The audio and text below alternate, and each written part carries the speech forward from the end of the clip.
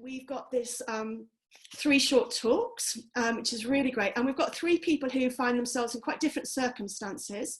And we thought it'd be just great to hear from them how they're practicing at the moment. So we're going to hear from Ian, from Jenny Thompson, and from Bodhinaga. And first of all, we're going to hear from Ian. And Ian is a GP. And we're going to hear about what his practice has been as a health worker in these particular times. So I'm really grateful to Ian for giving this talk. And if all goes well, Edward and Owen are going to whisk us over to Ian's house. Hi everyone. So hopefully you can hear me. So thanks, Satyajyoti. Yeah, so as Satyajyoti says, I'm working as an NHS GP, and the current COVID situation has caused a climate of some anxiety and uncertainty for many frontline workers. And for many healthcare workers that I know, there was already quite a lot of stress and anxiety around before lockdown. So lockdown has only really intensified that. So in this short talk, I've been thinking about what tools I can use as a practicing Buddhist to cope with the stress and anxiety that we find ourselves in, and how I can use those tools to support my colleagues and patients to hopefully thrive in these uncertain times. So while I've been preparing for the talk, I've kept coming back to really is the practice of the Metta Bhavana, and how the Metta Bhavana can really help us to develop a sense of interconnectedness with other people, which feels really important at the moment, perhaps more important than ever. And I've also been thinking a lot about the parallels between practicing medicine and practicing metta. And I guess the take-home message from this talk is that metta is the best medicine. And the great news about practicing metta is that you don't need a medical qualification. There's no bad side effects. And at the moment, my favorite is that you don't need to wear personal protective equipment to practice metta. In fact, it's probably better if you don't. So I'm going to talk about how developing metta for myself and for those in my immediate circle of family, friends and colleagues has given me the energy and headspace I need to really connect with my patients and to care for them with as much compassion and positivity as possible. So how can I show kindness towards myself? And this feels really important because in order to be able to cultivate the positive feelings of generosity, kindness, helpfulness and patience that I need to care for others, I really need to be able to do it for myself first. Otherwise, the act of caring for others may deplete me or exhaust me. And this, unfortunately, is quite a common problem for healthcare workers that I know. So yeah, kindness is good medicine, and kindness towards ourselves is really good for us, and it's really good for those around us.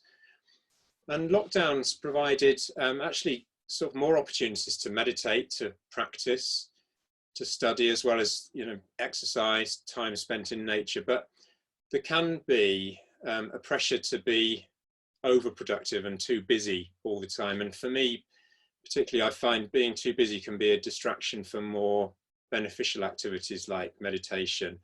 And sometimes it's okay and important just to kind of relax, do nothing, just to restore the energy I need to care for others. So as an example of that, when I was preparing the talk, I was spending quite a lot of time sitting in the garden, and it was really lovely just to take a bit of time out to listen to the singing of the sparrows nesting nearby, looking at the beautiful pink magnolia blossom in the next door neighbour's tree, and smelling bread baking in our oven. And I think these opportunities to slow down and be more mindful are so good at training us to build the skills we need to step into the gap and react calmly and more skillfully in stressful situations that might arise during the working day. And in the first stage of the Metta Bhavana, it feels like it's a really important opportunity to sort of check in with myself, bring some awareness to the feelings that are there, the good feelings, the bad feelings, whatever's there really, and to respond with kindness to whatever I find there. Okay, so then thinking about metta towards family, friends, colleagues, and in lockdown, it really feels like there's been a lot of kindness and generosity around, actually. And in our small household of 3, we've really benefited from connecting with our local community via WhatsApp and shared recipes, bake-offs, gardening tips. I've had some protective surgical scrubs made for me by a neighbour to wear at work, and it's been really so brilliant to have the regular online contact with my Mitra group. And at work, my colleagues have really sort of embraced the challenge of COVID with great positivity, and the support and care we've been able to share with each other has been amazing. And I think these positive experiences of connection with others and the giving and receiving of metta has been so important in building up the resilience and compassion that's needed to care for my patients in challenging times.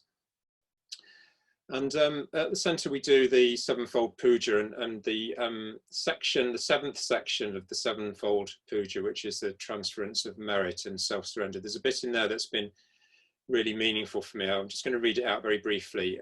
It is, may the merit gained from my acting thus go to the alleviation of the suffering of all beings. And that's felt really meaningful, because developing metta, it's not just about making myself feel good, it's about a much wider sharing of those positive feelings to benefit others, because interconnectedness really, it means that we're not alone in our suffering, we're not alone in our joy, we share it all together. So when I'm looking after patients and helping them to deal with things that are very painful, very difficult for them, reflecting on our interconnectedness really helps me to cultivate metta.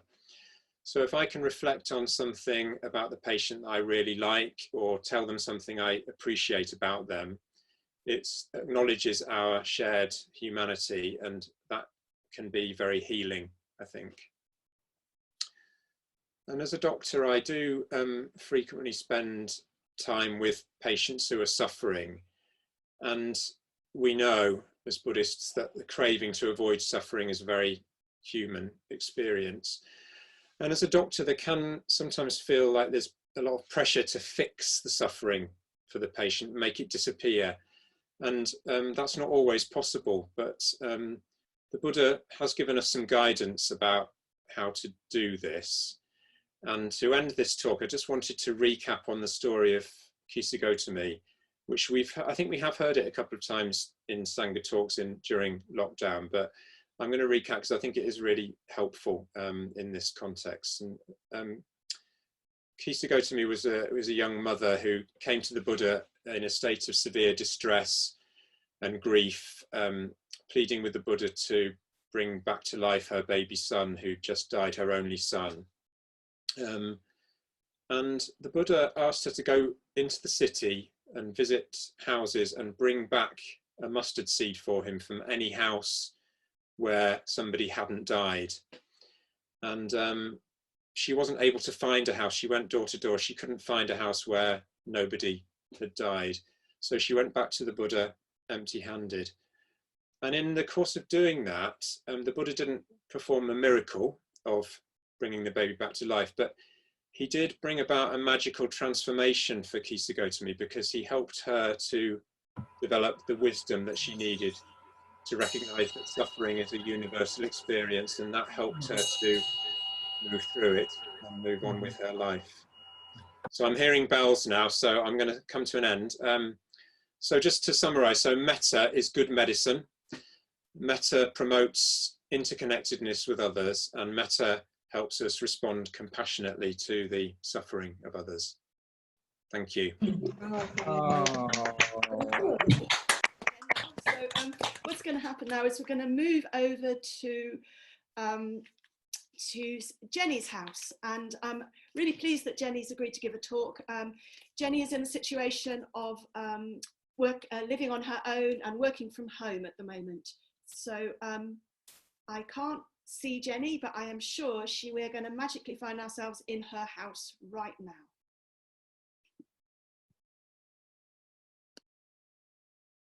Hello. Yeah, so welcome to my house. Yeah, so my context is, well, I live alone. My cats would disagree slightly with this categorization, but yeah, I'm the only human in the house. And yeah, I'm working at the moment. I work at the university. And so at the moment we're working virtually, teaching and marking and getting students through through to the end of the academic year, and for some of them getting them through to graduation in this context. So I think I kind of came into this situation with a couple of ideas about myself and how I would deal with this that have been quite kind of overturned, really. So I think the first idea was that if I stayed at home for this length of time by myself, kind of left to my own thoughts that have kind of historically veered towards being quite self-critical, that I would just kind of implode into a big kind of psychological cesspit. That was one idea I had about myself. And then I think the second idea was that I was a completely incurable workaholic. So coronavirus came, and actually in the week before the official lockdown, I was actually on retreat in Wales, and it had been a bit of a strange year anyway. My mum died quite unexpectedly about 6 months ago, and I'd kind of reached a point in March where I was quite burnt out. I was quite kind of dissociated from the grief. I just needed to kind of stop distracting myself and get back to the grief a bit. So I was on retreat, and it was supposed to be 2 weeks. It was an amazing time. It really kind of rebooted my meditation. I was out in nature.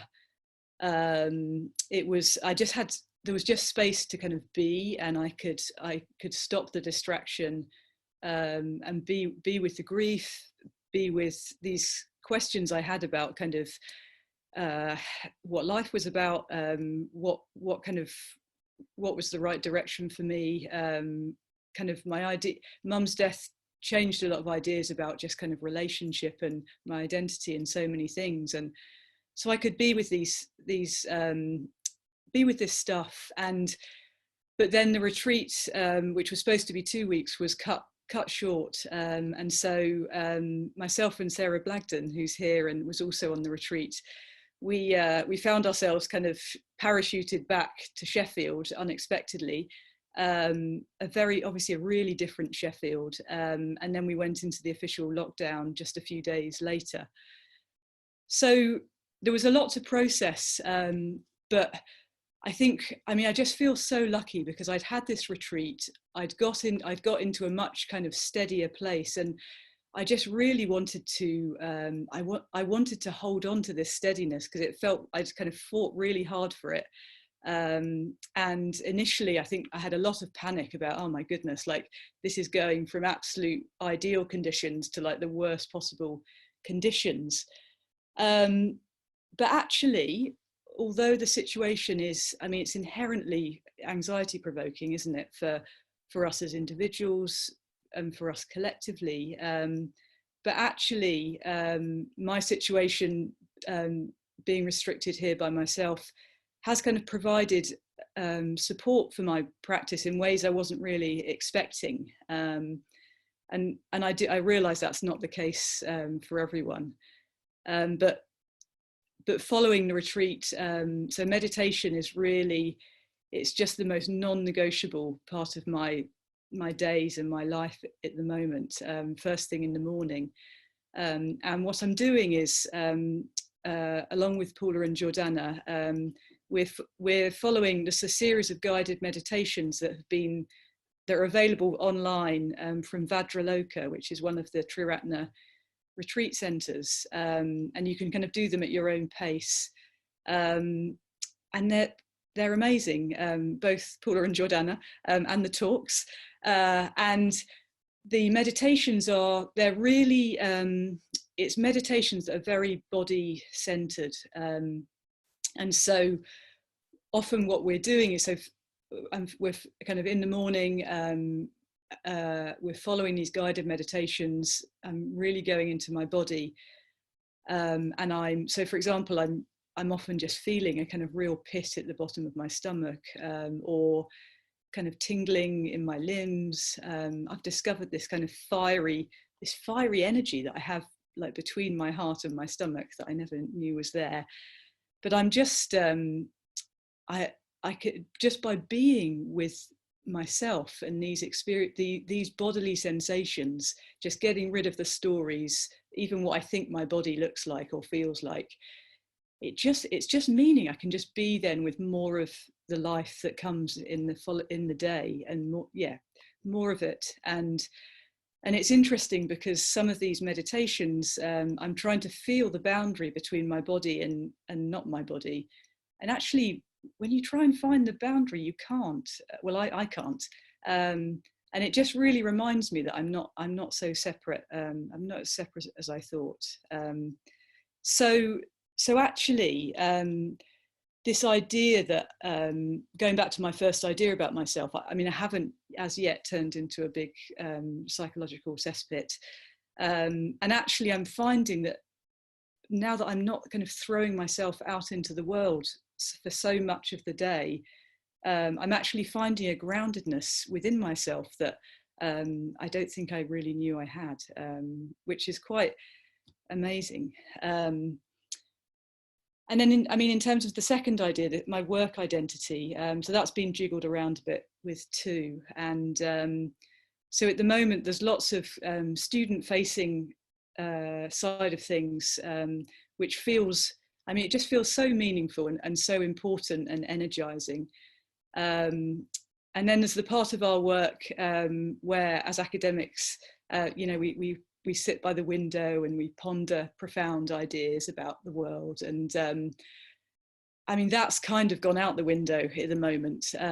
It's hard to, doesn't feel so important. And also my brain is just kind of more in survival mode. There's not really room for such profound thoughts. So my day's kind of shifted. So as I said, I'm kind of meditating first thing.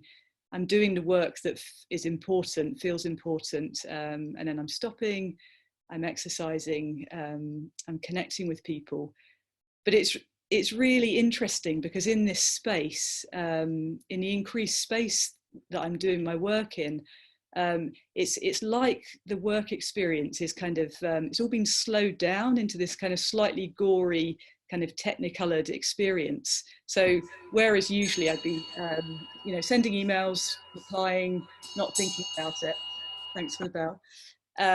Now an email comes in, maybe it's something I'm telling me I'm late about something, I can feel the experience in my body.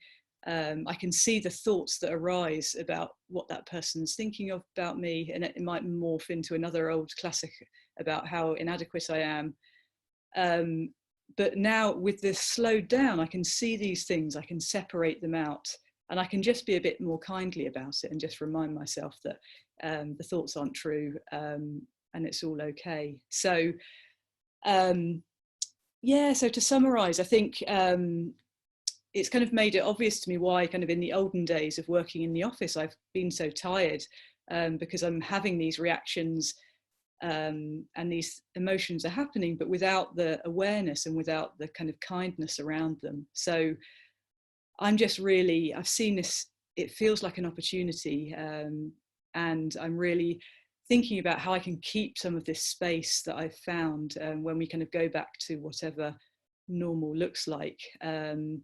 And yeah, I guess I'm seeing that that the spaces between the emails are actually where the real freedom lies for me.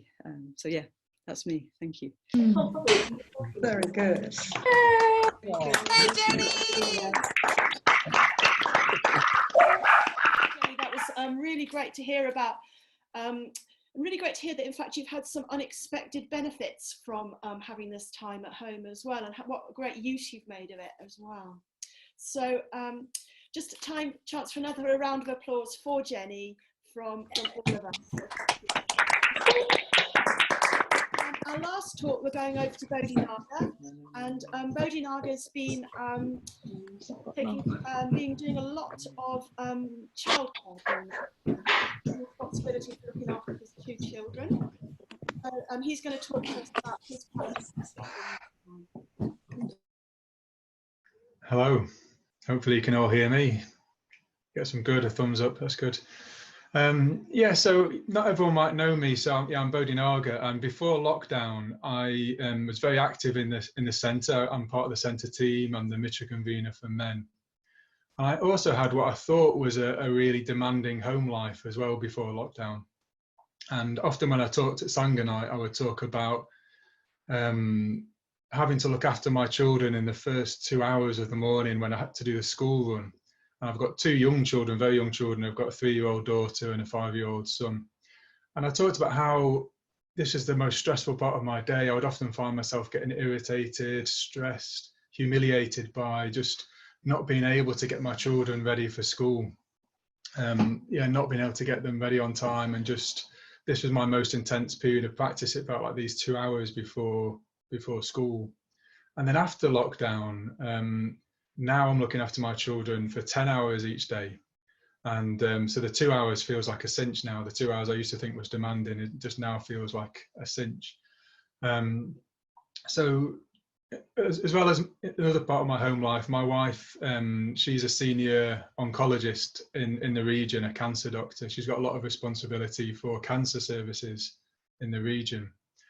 So when lockdown happened, it was clear that with schools closed, I was going to become a full-time dad, basically, and apparently a school teacher as well. So it's very different now. And the first couple of weeks were a shock for all of us, I think, particularly for me. And I think, well, because of my Dharma practice, I was able to avoid falling into feeling sorry for myself. And I was able to take a broader perspective. I could use the situation to empathise and connect with millions and millions and millions of parents all over the world who are in exactly the same situation, just kind of thrown into this very intense, demanding situation, trying to look after their families, trying to keep them safe, trying to educate them in this very intense situation. So my Dharma practice has helped me considerably. And what I found particularly helpful have been, probably no surprise, but mindfulness, metta and friendship. That's what I'm hoping to just talk about, and how they've expressed themselves in this unique situation that I find myself in. So firstly, with mindfulness, what's helped me is having a real clarity of purpose and mindfulness of purpose. So particularly in the first few weeks, I had a really strong sense that I was playing a very small part in a very huge global effort. I was playing my own small part in that. And so with a really clear sense of purpose, I felt I was really wholehearted and integrated around that, and there was no conflict, there's no inner conflict really. I was quite at ease despite the demands of the situation. I felt at ease. And it was clear my own purpose was firstly to support my wife, who was initially very ill with COVID type symptoms. And then when she went back to work, just under intense pressure at her hospital. So my first part of my purpose was supporting my wife. And the second part was trying to protect my children, not only from the virus, but to protect them emotionally from the situation. And my son particularly was very anxious when my wife was ill, and afterwards very unsettled by not being able to go to school, not being able to see his friends. It was very unsettling. So I realised very quickly I just need to try and create a positive bubble at home really, so they don't need to know about what's going on. They can be protected from the stress and the anxiety in the world. So yeah, that clarity of purpose, that mindfulness of purpose, very, very helpful, particularly in the first few weeks. And then secondly, metta, the practice of metta. And the main form that this has taken has been forgiveness, actually, patience and forgiveness. So firstly, I've had to forgive myself a lot of times for falling short of what I would usually expect of myself, for getting irritated. The conditions are very different, very intense, and it seems like in our house we take it in turns to have tantrums and to have meltdowns, and sometimes it's my turn, often it's the children's turn, sometimes it's my wife's turn, and I just have to really practice forgiveness.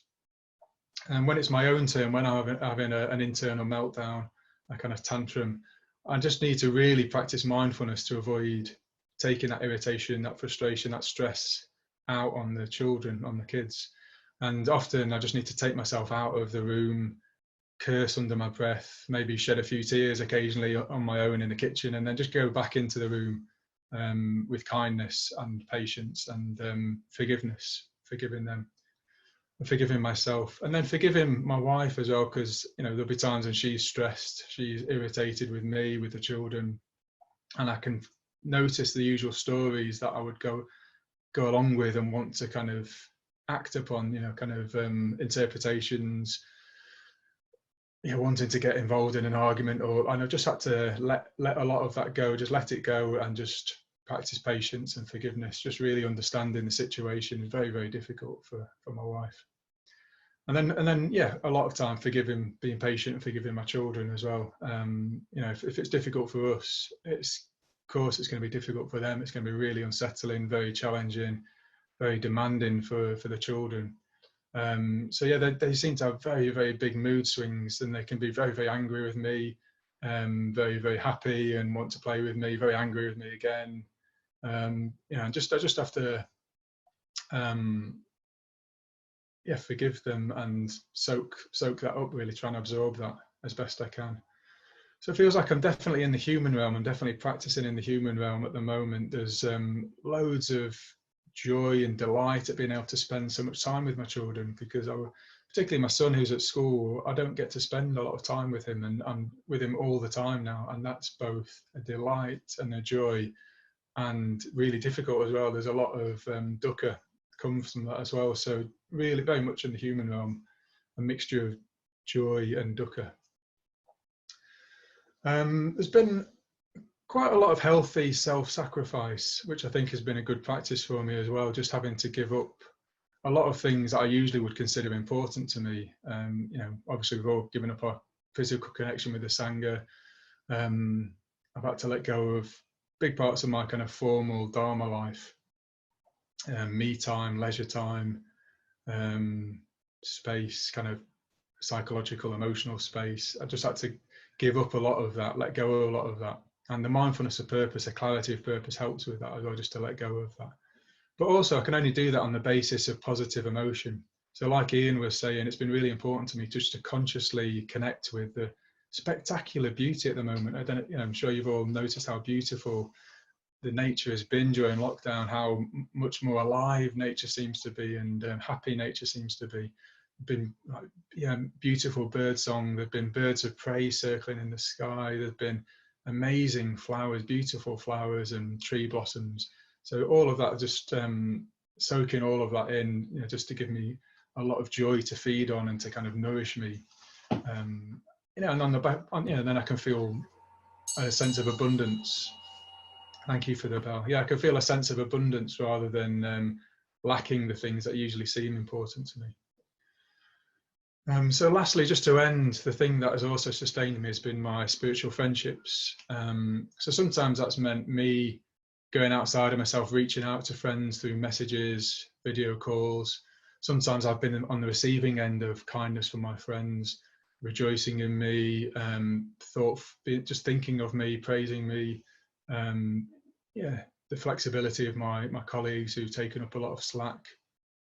And sometimes it's just bringing friends to mind inspires me. I'm nourished and inspired by my companions in the Dharma life. I don't have to necessarily be in communication with them to be in a communion with them. I feel a sense of deep communion with people that I know are sharing the Dharma life with me. And that sustains me, that nourishes me, just bringing those companions in the Dharma life to mind. So to end, I do feel like the Dharma has saved me in this situation, and feel so grateful to be able to draw on Dharma in this situation. And mainly that's been through empathizing with other parents, having a real clarity of purpose, being able to practice metta and forgiveness, and really appreciating beauty and friendship. Thank you.